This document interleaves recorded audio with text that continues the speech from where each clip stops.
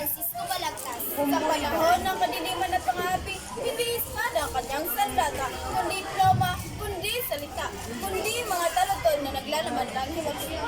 Sa kanyang aktang Florante at Laura, ang bawat linya ay hindi lamang kwento ng pag-ibig at pakikipagsapalaran, kundi siga ng damdamin ng isang bayang nais makawala sa tanikala ng pag-ibig.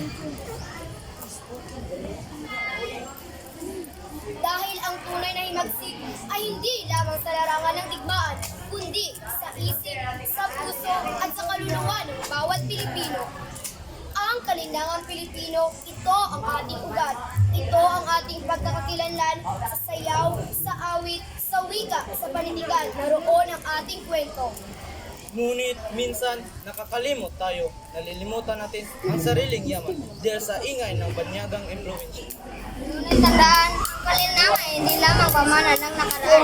Ito ay buhay ng kasalukuyan at gabay ng hinaharap. Kung si Balagtas ay nabuhay sa ating panahon, marahil ang kanyang pluma ay patuloy na laban sa kulang, laban sa paglimot sa ating pinagmulan. Sapagkat ang tunay na pagmamahal sa bayan ay nagsisimula sa pagkilala sa sarili, sa paggalang sa kultura at sa pagpapahalaga sa ating wika. Kaya tayo ang magpapatuloy na kanyang himagsik.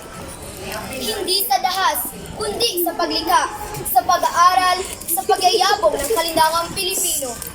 Dahil habang may Pilipinong nagmamahal sa kanilang kultura, habang may pusong tumitibong para sa bayan, ang himagsik ni Balagtas ay hindi kailanman magwawakas.